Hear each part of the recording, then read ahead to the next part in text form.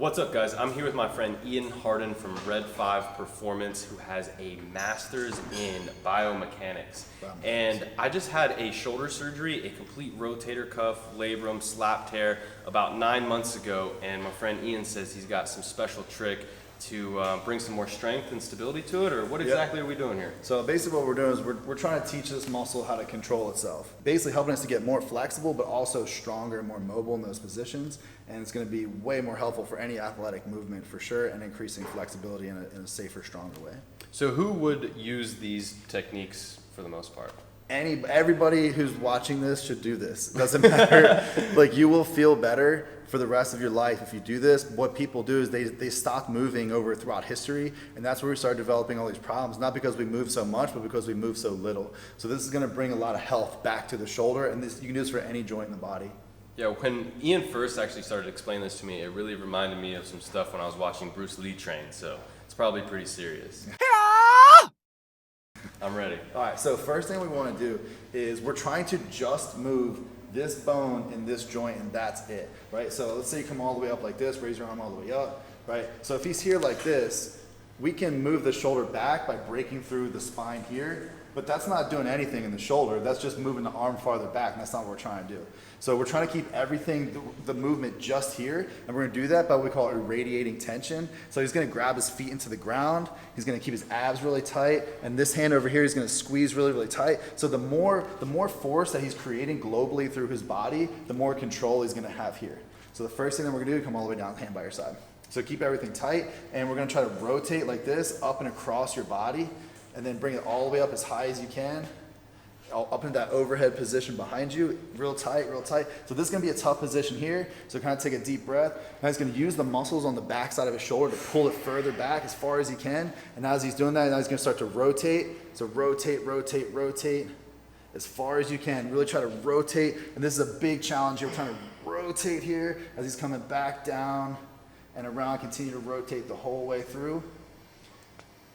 And now that he's back here, he's gonna try to keep going and push his hand all the way up. Good. So now he's back here like this, and he's gonna reverse that. So that's 1/2 of one. He's coming all the way back, big giant circle.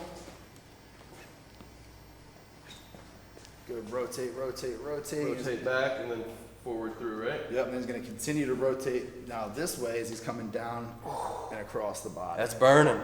Yeah. And then down to where? Just all the way down to the bottom. So this is how our joints move when we do athletic movements, right? We don't do this or this. If you're throwing, it's a combination of all these dynamic movements. And when you train it like this, you're telling the muscles, all the different muscles in the rotator cuff, different muscles in the deltoid, to say, hey, this is what we're doing. We're coming up, and now we're gonna pass this movement onto the next group of muscles that are on the side. Slowly, we're changing the muscles being used to the side. Now we're changing it to the back. All is one dynamic movement versus like, that's cool for the gym, but that's not really how humans move.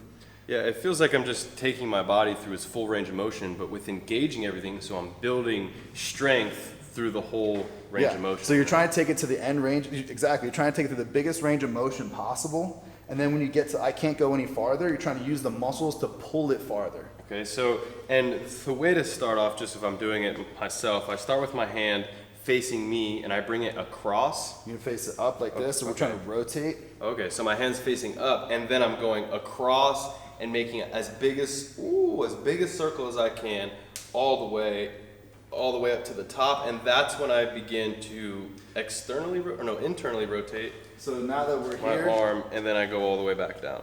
Yep. And now we're going to internally rotate there. Here. Yep. So and then how many reps, or what is the time that we usually do this for? So you can do this, if you do this 2 times in a row, every morning, on every joint, you'll see very noticeable differences. Obviously the shoulder is going to be a little bit more challenging because it's a lot more dynamic than any other joint. So, but if you do this 2 times in a row, you're good. Up to 5 times, you don't really need to do it a lot of times in a row. I think it's more important to do it more times throughout the day. Sweet. Well, thank you so much, Ian, for showing me some awesome tips.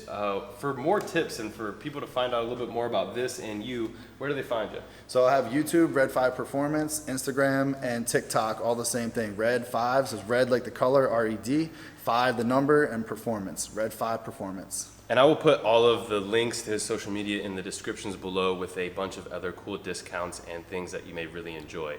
Also, do not forget, like always, to check out my website, www.thewillgrant.com, because I got a bunch of really cool and awesome new things coming out that I know you're going to be excited about.